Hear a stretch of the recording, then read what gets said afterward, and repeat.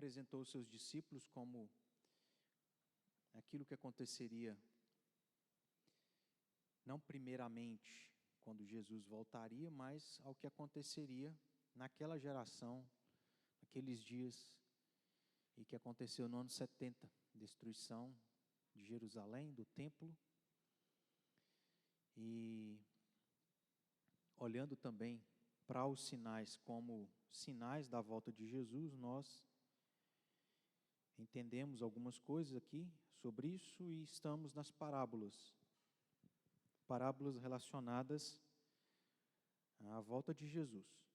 E nós vimos a primeira das parábolas, que está aí, começa no versículo 32, termina no versículo de número 44. Nós vamos seguir para a próxima parábola, que é a parábola do bom servo e do mau, que começa no versículo 45 e vai até o versículo 51, até o último versículo do capítulo 24.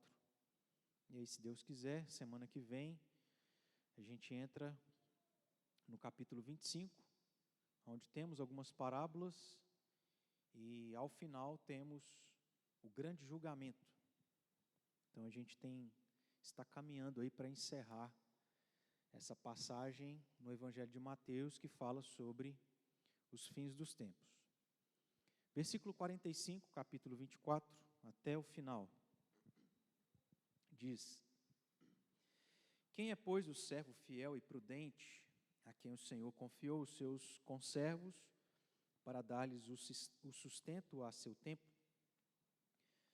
Bem-aventurado aquele servo a quem seu Senhor, quando vier, achar fazendo assim. Em verdade vos digo que lhe confiará todos os seus bens. Mas se aquele servo, sendo mau, disser consigo mesmo: meu senhor demora-se, e passar a espancar os seus companheiros, e a comer e beber com ébrios, virá o Senhor daquele servo em dia em que não o espera, e em hora que não sabe, e castigá-lo-á, lançando-lhe a sorte com os hipócritas. Ali haverá choro e ranger de dentes. Vá para Lucas, capítulo 12, a partir do versículo 41.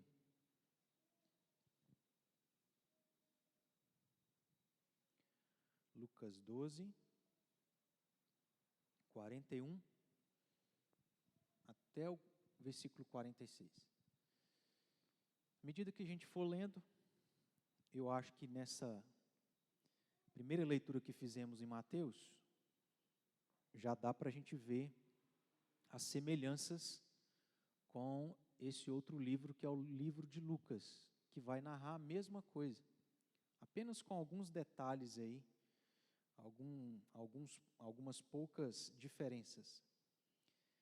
Então Pedro perguntou: Senhor, proferes esta parábola para nós ou também para todos? Disse o Senhor: Quem é, pois, o mordomo fiel e prudente, a quem o Senhor confiará os seus conservos para dar-lhes o sustento a seu tempo? Bem-aventurado aquele servo a quem seu Senhor, quando vier, achar fazendo assim. Verdadeiramente vos digo que lhe confiará todos os seus bens.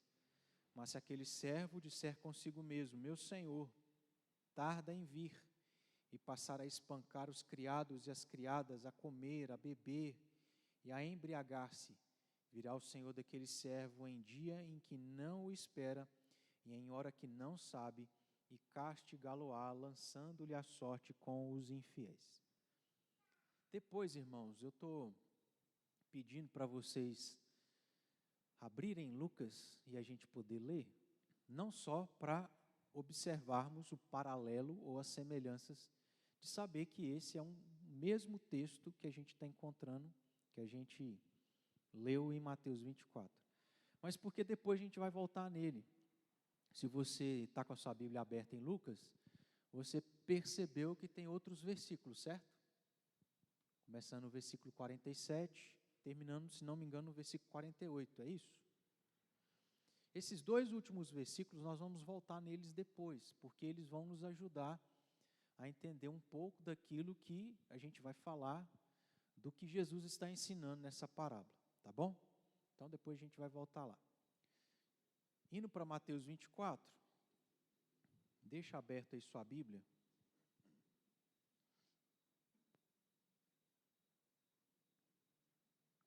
Eu quero fazer algo assim mais objetivo e prático em relação a algo que acontece nessa parábola. Nós temos aqui um contraste entre dois tipos de servos. E aí eu quero detalhar algumas coisas em relação a um desses tipos de servo e, consequentemente, ao outro servo.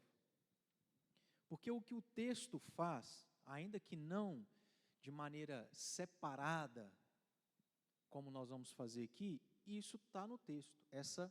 Esse contraste, essa comparação entre a ação de um com a ação de outro, e que não é sem propósito. Nós temos então, em um desses servos, que é dito que em relação ao que o Senhor desses servos fez, que isso é dito. Diz aí que o Senhor confiou os seus conservos para dar-lhes o sustento a seu tempo. Em outras palavras, a ilustração que Jesus está fazendo é que havia um Senhor que tinha os seus servos, aonde esses servos precisavam de cuidados, tinham responsabilidades, tarefas específicas, e ele tem que se ausentar. Isso fica implícito no texto, não está de maneira explícita, clara, mas a gente subentende que o Senhor não estaria ali, porque ele confia a um dos seus servos, a dois dos seus servos, cuidar dos conservos. Então é como se fosse assim, é o Senhor que tem os seus servos e que tem os conservos. Esse Senhor se ausenta da sua propriedade, os seus servos ficam responsáveis então pelos conservos. E essa responsabilidade sobre os conservos era de dar-lhes o sustento a seu tempo. Então é isso que Jesus detalha sobre essa história que ele cria aqui para ilustrar algo que ele quer ensinar. Sendo essa a finalidade, a responsabilidade desses dois servos, nós vamos ver quais foram as atitudes deles. Aí nós temos um desses servos que é dito que, quando o Senhor vier, achando fazendo assim, ou achar fazendo assim o quê? Então, lembra, o Senhor estava ausente, quando retornasse, acharia um desses servos fazendo o que ele deu como responsabilidade, que era dar o sustento aos conservos. Esse servo, fazendo exatamente aquilo que o seu Senhor confiou a ele fazer, a parábola contada por Jesus diz que tiveram alguns resultados, que é de chamar esse servo de bem-aventurado. Então, o servo que cumpriu com a sua responsabilidade é chamado de bem-aventurado, mas não só isso, de que o Senhor lhe confiaria também todos os seus bens. Então, essa é a atitude do servo que é chamado de servo fiel e prudente. O contraste aqui, obviamente, é totalmente oposto a esse primeiro servo, que também a parábola descreve para nós como o Senhor tendo se ausentado. Virá o Senhor daquele servo em dia que não o espera e em hora que não sabe, e disser consigo mesmo, porque aqui vai narrar para nós como que esse segundo servo agiu em relação à responsabilidade que o Senhor confiou a ele. Meu senhor demora-se e passar a espancar os seus companheiros e a comer e a beber com ébrios. Qual é a consequência? Castigá-lo-á, lançando a sorte com os hipócritas, ali haverá choro e ranger de dentes. Então, olha só, esse segundo servo é o servo que implicitamente é o servo mau. Então, nós temos uma responsabilidade confiada a dois servos. O servo fiel e prudente é aquele que faz exatamente o que o Senhor deu a ele para fazer. E a consequência é ser bem-aventurado e o Senhor confiar todos os seus bens a ele. Em contraste a esse servo fiel e prudente, nós temos o servo mau, que não estava, ou estava vivendo como despreocupado do retorno do seu Senhor, não fazendo aquilo que o Senhor havia confiado a ele. Virá o Senhor daquele servo em dia que não espera e em hora que não sabe, porque a atitude dele foi: meu Senhor demora. E aí, diante disso, ele passa a bater nos conservos, nos seus companheiros, a comer e a beber com ébrios, tendo como castigo o contrário daquilo que o servo fiel e prudente recebeu. Castigo, sendo lançado entre os hipócritas, aonde ele choraria e rangeria os dentes. Isso aqui é o paralelo, o contraste para a gente entender em relação a esses personagens que fazem parte dessa parábola. Entendendo isso, essa diferença, fica mais fácil da gente entender o que Jesus quer ensinar. E aí, tem algumas coisas mencionadas por Jesus na parábola que a gente não tem muita dificuldade de interpretar o que significa. Por exemplo, quando a gente lê na parábola que um senhor era dono de propriedades e ele se ausenta dali, esse senhor se refere ao próprio Jesus Cristo. Então é Jesus falando dele, é Jesus falando do seu reino, é Jesus falando do seu retorno, porque Jesus não está aqui. Ele está ausente e um dia ele voltará. Então o Senhor, nós devemos entender como Jesus. Esse Senhor que confiou os seus conservos, ou confiou os seus conservos para dar-lhes o sustento a seu tempo, são as responsabilidades, são as ordens, é a vontade de Deus para nós, para o homem, para o ser humano, para as pessoas. E quando o texto fala, e eu já mencionei isso, quando vier, e depois fala também lá na frente, virá em dia em que não se espera e em hora que não se sabe. Isso se refere à volta de Jesus.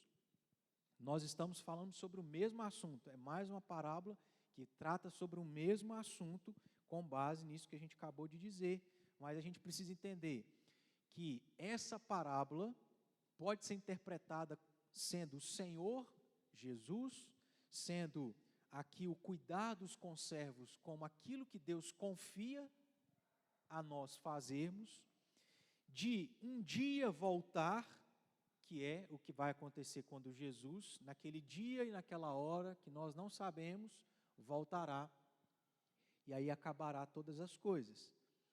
Nós temos também, falando aqui sobre o servo fiel e prudente, a gente pode entender o servo fiel e prudente como quem? Como o crente verdadeiro. Falando ainda sobre o servo fiel e prudente, é dito que esse servo foi achado, ou seria achado, fazendo justamente a vontade do seu Senhor. O que isso significa? Interpretando aqui essa parábola, o sentido que Jesus quer apresentar e quer ensinar para nós, é que em relação à atitude desse servo fiel e prudente, isso significa, se refere aos crentes verdadeiros que vivem de maneira santa, cristã, servindo ao reino de Deus. Porque está fazendo a vontade do seu Senhor, que é Jesus. E aí a consequência desse servo fiel e prudente, de fazer a vontade do seu Senhor, é de ser considerado bem-aventurado e receber, o Senhor confiar a ele todos os seus bens. Então, como que a gente interpreta essa última parte relacionada ao servo fiel e prudente? Como alguém que é um verdadeiro crente, faz a vontade de Cristo, e ao fazer a vontade de Cristo tem relação com o que a gente leu lá em Tiago. O que eu enfatizei quando nós lemos Tiago, capítulo 1, versículo 12? Quem se lembra aí?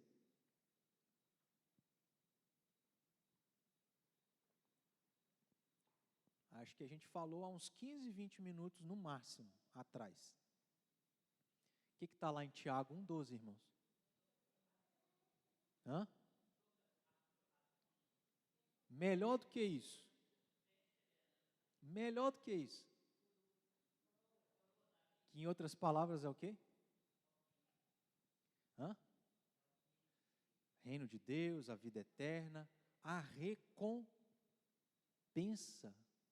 Porque, meus irmãos, dentre tantas coisas, o que nos faz, dentre tantas coisas, tá? O que nos faz perseverar em sofrer por amor a Cristo? É saber que a recompensa não é só aqui, porque às vezes aqui a gente nem recebe, mas que uma certeza nós temos, que na eternidade seremos ou não seremos recompensados. É sobre isso que Jesus está falando, só que em outras palavras. Jesus está se referindo a mim e a você, aos crentes verdadeiros.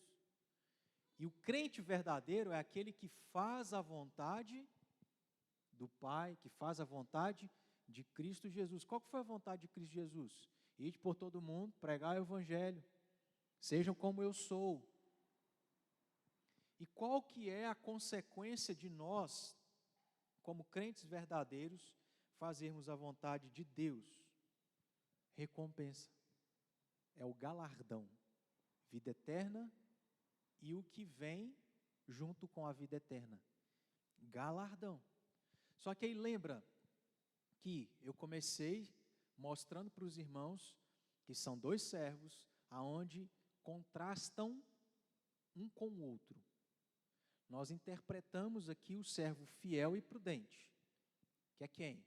Os verdadeiros crentes, que fazem a vontade de Deus, vivendo de maneira santa, lutando contra o pecado, vencendo o pecado, que servem a Deus no seu reino, tendo como consequência, resultado, recompensa, galardão.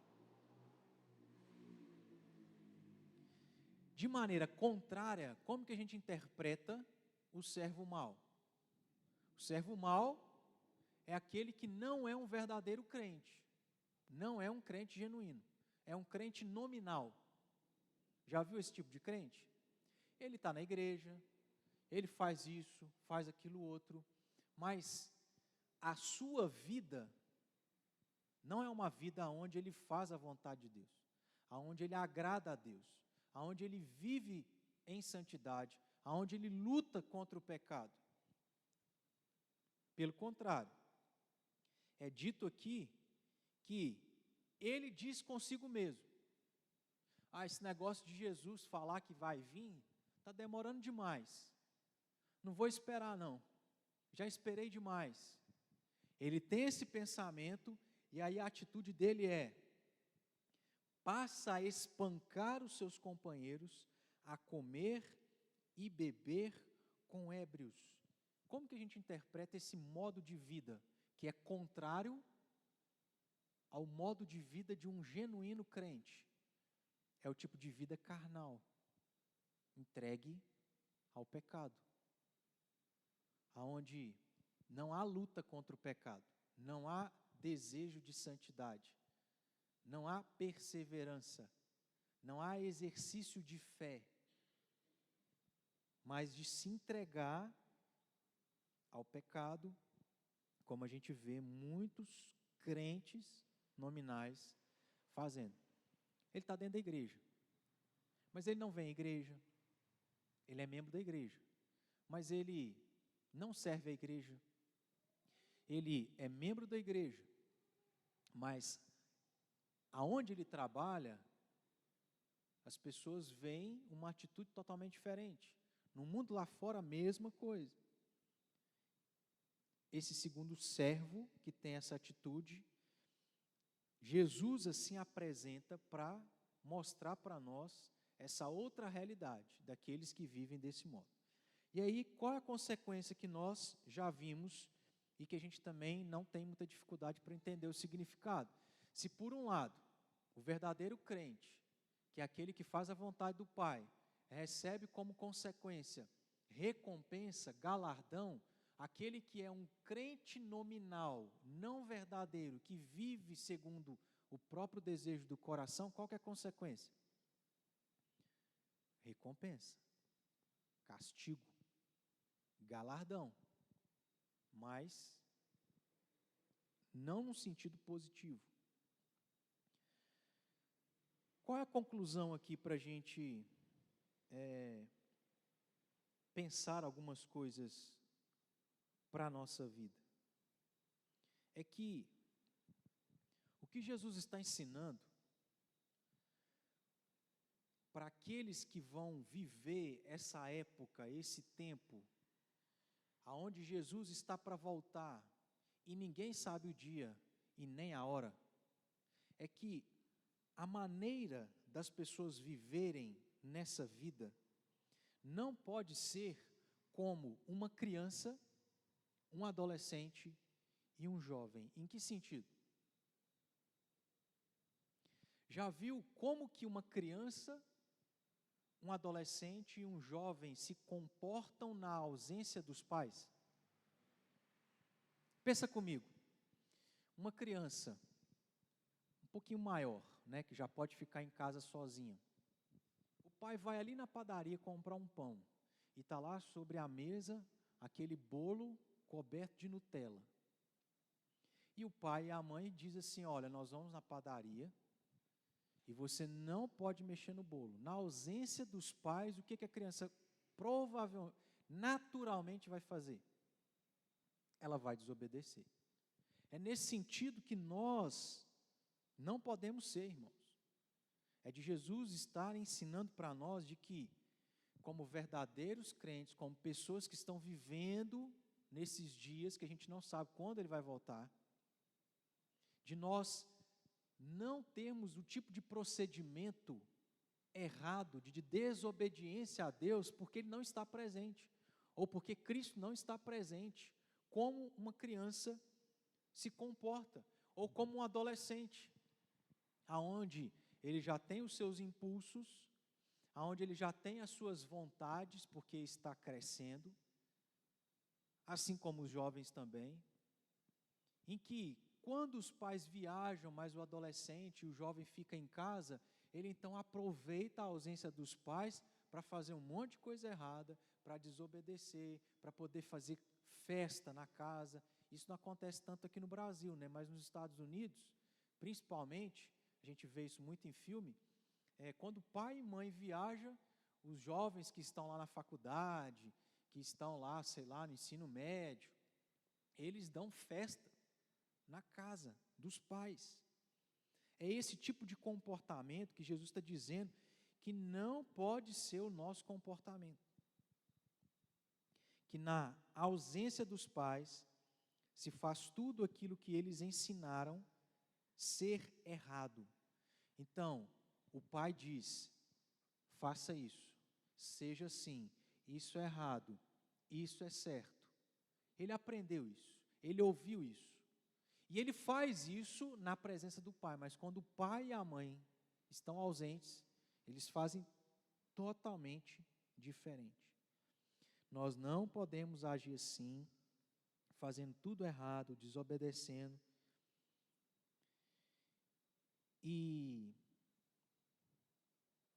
não somente pensar no caso, como a gente exemplificou aqui, de crianças, adolescentes e jovens, mas também não é o tipo de comportamento quando a gente pensa em relação à atitude de muitos cônjuges, que na ausência do cônjuge, aproveita para ser livre, para fazer aquilo que dentro do casamento é proibido, sendo infiel.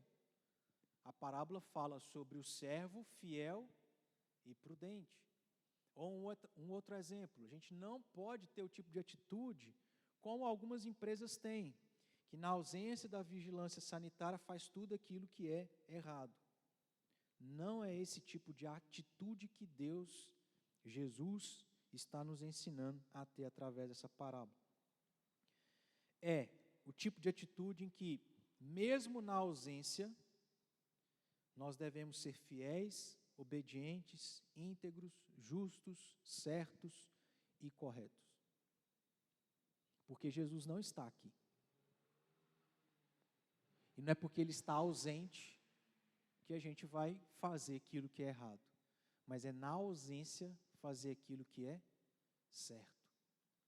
Até porque a gente não sabe quando Ele vai voltar. Aí a gente volta para Lucas, capítulo 12. A gente lê os versículos 47 e 48. Para abordar algo que a gente interpretou aqui dessa parábola. Então a gente viu que há um contraste entre um servo e outro. A gente entendeu que o servo fiel e prudente são os verdadeiros crentes que fazem a vontade de Deus, mesmo na ausência dele, e que serão recompensados. E vimos o outro servo, que é o servo mau, que não é um verdadeiro crente, que não faz a vontade de Deus na sua ausência, e que por causa disso será ou terá como consequência castigo, receber castigo.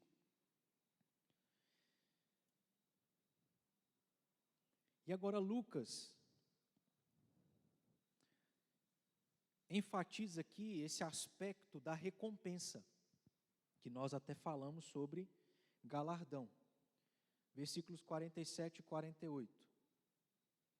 Aquele servo, porém, que conheceu a vontade de seu senhor e não aprontou, nem fez segundo a sua vontade, será punido com muitos açoites. Aquele, porém, que não soube a vontade de seu senhor e fez coisas dignas de reprovação, levará poucos açoites. Mas aquele a quem muito foi dado, muito lhe será exigido, e aquele a quem muito se confia, muito mais lhe pedirão. Nós temos, meus irmãos, um aspecto aqui importante daquilo que diz respeito após esta vida, que é sobre galardão. E eu, se eu não me engano, já tratei disso aqui mais a fundo numa escola dominical. Mas a gente só vai pontuar algumas coisas aqui. Porque Jesus diz, olhando para Lucas, que há aqueles que sabem e não fazem. E qual a consequência de alguém saber o que deve fazer e não fazer aquilo? Jesus vai dizer que a consequência é receber um castigo maior do que aquele que não soube e não fez. Então, em outras palavras, isso trata sobre galardão. Porque uma coisa é certa. O que leva alguém a ir para o céu ou ir para o inferno? Para os irmãos responderem.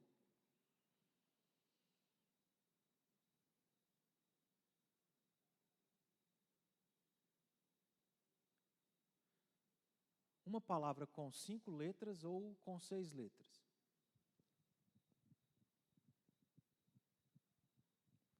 O que leva alguém a ir para o céu ou não ir para o céu? Se vocês não souberem isso aqui, vocês vão passar tudo pelo discipulado de novo, irmãos. Pergunta não é difícil, não. Vamos lá. Vocês entenderam a pergunta? Não? O que salva alguém ou deixa de salvar alguém? Então, uma palavra com 4 letras ou 6 letras?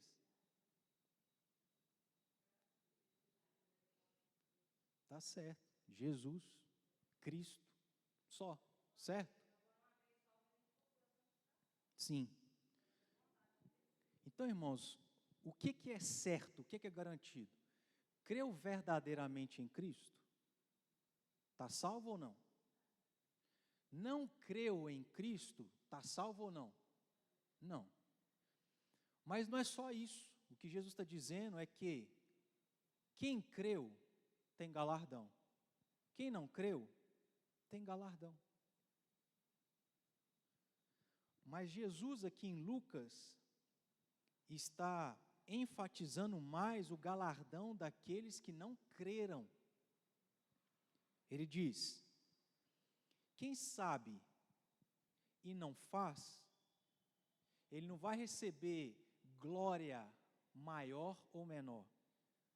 Aqui Jesus está dizendo que ele vai receber castigo maior.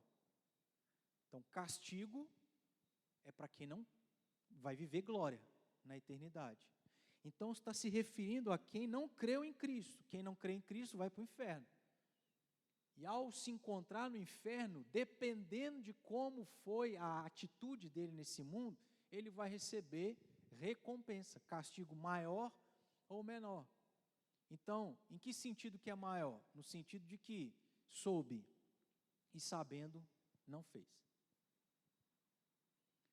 Quem já ouviu as Escrituras, quem sabe que Jesus é Salvador, e ainda assim ele decide não fazer aquilo que ouviu que deve fazer, a consequência é maior. Então isso é muito sério para o ímpio. Agora, Jesus fala que aquele que não sabia e não fez, vai ser castigado, porque não creu, então é inferno, mas o castigo é menor. O descrente vai para o inferno, mas ou ele vai receber mais castigo ou menos castigo, dependendo de como ele viveu essa vida. Isso tudo trata sobre galardão. Agora pense o seguinte, que a gente pensa, né? A pessoa que é ímpia e não ouviu o Evangelho, nunca leu a Bíblia, está lá no Amazonas, por que ele vai para o inferno? Por que ele vai ser ainda assim castigado?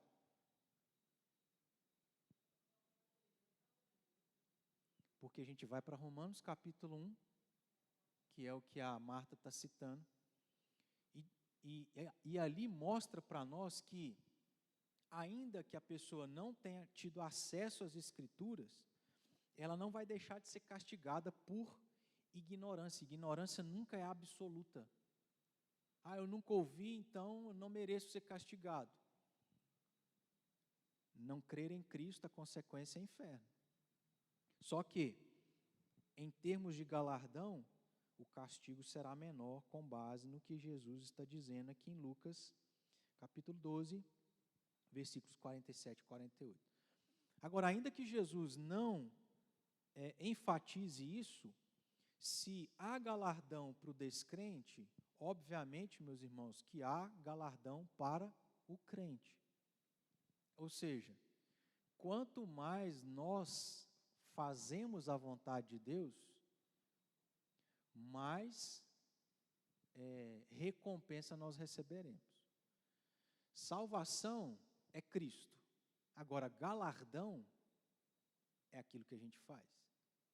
Então, vamos pensar no ladrão da cruz que creu em Cristo. Ele foi para o céu? Ele teve tempo de fazer alguma boa obra? Não. Ele foi para o céu. Mas o galardão dele, nesse sentido, vai ser menor ou pequeno. Esse aqui é só um complemento daquilo que Lucas descreveu e que Mateus não fez no seu evangelho, só para a gente entender. O que eu quero terminar, para que fique fixado na nossa mente, do que Jesus está nos ensinando nessa parábola, é que a ideia é que a maneira como nós devemos viver na ausência de Cristo aqui, não pode ser com uma criança, um adolescente e um jovem ou um cônjuge, de fazer coisas erradas só porque a pessoa não está presente. E às vezes eu penso que a gente, de certo modo, acaba vivendo dessa forma. De se contentar só com a salvação, e isso é ótimo, mas de viver sem considerar, ou melhor, de viver tendo certas atitudes que nós não deveríamos por causa da ausência de Cristo aqui. E nesse sentido, a gente tem que corrigir a nossa maneira de estar vivendo, porque o que Jesus nos ensina é que ainda que Ele esteja ausente, não é a presença que deve ser condicionado, ou melhor, que não deve ser a sua presença que deve ser condição para a gente fazer a vontade de Deus. Nós devemos sempre estar sendo fiéis e santos a Deus, como se Ele estivesse aqui, para que, ao voltar e a gente não saber quando Ele vai voltar, a gente ser encontrado fiel. Não precisar arrumar a casa, não precisar organizar as coisas, para aparentar uma coisa que ao longo da vida a gente não foi. Então, que Deus nos ajude a aprender isso de maneira assim simples, objetiva, do que Jesus está falando de forma ilustrativa sobre como que deve ser a nossa conduta nessa realidade aonde Jesus está para voltar, porque Ele não está presente fisicamente aqui. Que a nossa vida tem que ser uma vida correta, santa, justa, mesmo na ausência de Jesus. Amém, irmãos? Então vamos orar para a gente poder encerrar, nós voltarmos para as nossas casas e exercitar aquilo que a gente pôde aprender em mais um culto, em mais um estudo, do que significa ser um verdadeiro cristão. É nós sermos encontrados fiéis. É de não vivermos de qualquer forma só porque não está presente. Só porque, entre aspas, ninguém está vendo. Então, se você quiser se colocar de pé, para a gente orar.